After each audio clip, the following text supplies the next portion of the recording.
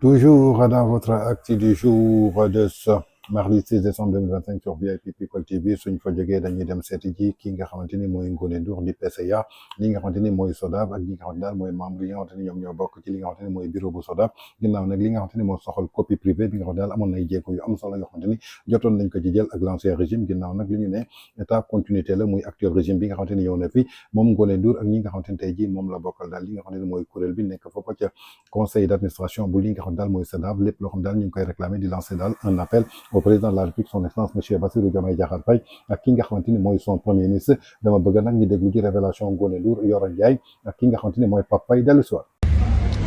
Monsieur le Président de la République, son Excellence Bassirou Diomaye Diakhar Faye, Monsieur le Premier ministre Ousmane Sonko, Monsieur le ministre de la Culture Amadou Ba. Je voudrais par cette vidéo demander tout simplement la mise en œuvre immédiate et urgente de la rémunération pour copie privée. Cela fait plusieurs années que nous courons derrière cette rémunération et jusqu'ici rien n'a été réglé. Et nous espérons qu'avec vous, les choses vont se décompter le plus rapidement possible. Je m'appelle Pape Faye, artiste, comédien, metteur en scène, auteur. Je suis du collège, auteur dramatique, interprète. Merci beaucoup. Bonjour, je m'appelle Ngoné Ndour. Je suis productrice de musique. Je suis membre de la SODAV et présidente du conseil d'administration également de la SODAV. Ce message, dama koy def jagleel ko le ministre chargé de la culture, monsieur Amadou Ba, pour que di ko wax ne que ne on a suivi avec beaucoup d'intérêt bërki démb le vote du budget du ministère chargé de la culture. Di ñaan que état bi mu gën a dooleel ministère bi jox ko ay moyens yu nga xam ne que ne yokk budget bu baax a baax pour que aussi également les projets ak li nga xam ne activité wu ministère bi mi ngi koy dox ñu mën ci taxaw. Maintenant, ce message-là, c'est par rapport à la mise en application de la rémunération pour copie privée, du statut de l'artiste et de la protection de la propriété littéraire et artistique au Sénégal. Depuis 17 ans, fukki at ak juróom-ñaar bi ñuy promulguer la loi sur le droit d'auteur et les droits voisins. Et depuis que bi fi SODAV nekkee depuis octobre 2016 toute la communauté artistique lu ne dem nañ ko lu ne def nañ ko pour que cette rémunération qui nous revient de droit soit appliquée au Sénégal. L'année dernière, il y a 2 ans, l'UEMOA a sorti une directive pour la rémunération pour copie privée obligeant tous les États membres à l'appliquer et seront des critères bien définis. Et que cette rémunération-là, société de gestion collective rek moo ko mën a gérer. Sénégal tànn pourcentage bi ci gën a néew mooy bu 3% parce que ça tourne entre 3% et 10%. ñu tànn bi ci gën a néew daw nañ cee daw def nañ ci lobby bu ne taxaw nañ ci génn nañ ci wax nañ ci façon plaidoyer bu nekk def nañ ko ba tey jii affaire bi dafa taggatémbe xamuñu lu tax. Keroog ci biir hémicycle bi amoon na ay honorable député yu porté woon la voix des artistes ñu ngi leen di gërëm di leen sant pour interpeller monsieur le ministre en charge de la culture Amadou Ba concernant cette question de la rémunération pour copie privée ak statut de l'artiste.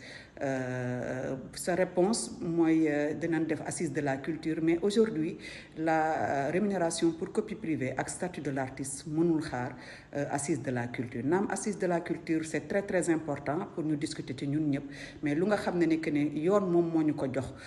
muy loi wu 2008 sur le droit d'auteur et les droits voisins. Tey directive ñëpp xam nañu bu UEMOA moo tegu ci kaw loi wu nationale yi obligé état yi ak jot na nag que état wu Sénégal mën ko defal artistes yi. nguur bu ñëw rek dig ñu daw cee daw ba sonn ba affaire bi taggatémbe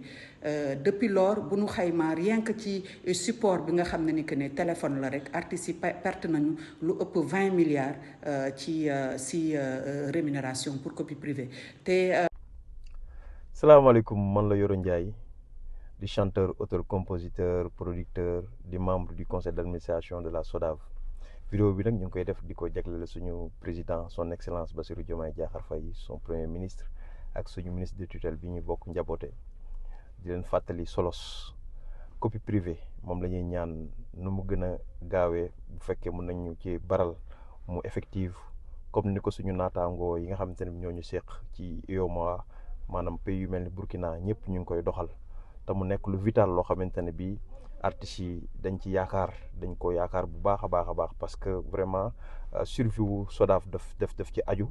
donc ñi nga xamante ne bii yàgg nañ ci musique te mosuñu touché ay droit muy artiste interprète ñoom tamit yàkkamte nañ ko lool donc ñu leen koy fàttali vraiment luñ ci mën a gën a taxaw mu gën a gaaw dinañu gënal amoon nañ ci yaakaar parce que 17 ans ñu ngi daw ci ginnaawam bi nguur gi ñëwee ñu doon xaar vraiment mu bar mais ba léegi vraiment dafa xaw a mel lu taggatémbe donc nag ñu ngi leen ciy soññ daal bu fekkee mën naa nekk da ngeen jëf. kon ñoo ko déggandoo muy le fort message boo xamante ni acteurs culturels yi lancé nañ ko jëmale ko daal ci ki nga xamante ni mooy seen présidente du conseil d'administration di Ngoné Ndour ànd ceeg Pape Faye ak Yoro Ndiaye daal di koy lancé ki nga xamante ni mooy le président de la République son excellence monsieur Bassirou Diomaye Diakhar Faye et le premier ministre que lépp lu ñu mën a def daal pour yokkaat li nga xamante ni mooy budget ministre de la culture gis nañu daal barki démb bi ñuy voté daal li nga xamante ni mooy budget ministre de la culture bi nga xamante ni Amadou Ba moo ko daal di jiite kon sagom daal ñu renforcé waat bu baax a baax budget bi pour que ñu mën a jàppale daal li nga xamante ni mooy secteur culture ndaxte soxla nañ ko bu baax a baax jëmale ko daal ci li nga xamante ni mooy copie privée yi nga xamante ni ñi ngi ko doon laajte kii nga xamante ni mooy Macky Sall commencé woon ci tàmbali daal def ci ay jéego ba nga xamante daal pour que ak yelleefu ñi nga xamante ni tey ji ay créateurs lañu pour que ñu mën ko jot ginnaaw loolu nag moom président de la République Macky Sall tàmbale woon na ko comme li ñuy wax nag état continuité la kon mi ngi lancé waat daal appel bi ki nga xamante ni mooy le président de la République Bassirou Diomaye Diakhar Faye ak ki nga xamante ni mooy premier ministre daal pour que ñu mën a renforcer seen ministre de la culture de ce fait que daal li nga xamante ni mooy seen objectif ak seen ambition jëm daal ci li nga xamante ni mooy copie privée bi pour que daal ñu mën ci egg ba nga xamante ni tey ji képp kuy créateur dootoo amati benn problème jëmale ko daal ci li nga xamante ni mooy say création d'œuvre mu doon nag un message fort boo xamante daal kii di Ngoné Ndour daal dina koy lancé jëmale ko daal ci kii nga xamante ni ñoom la ñu dénk réewu Sénégal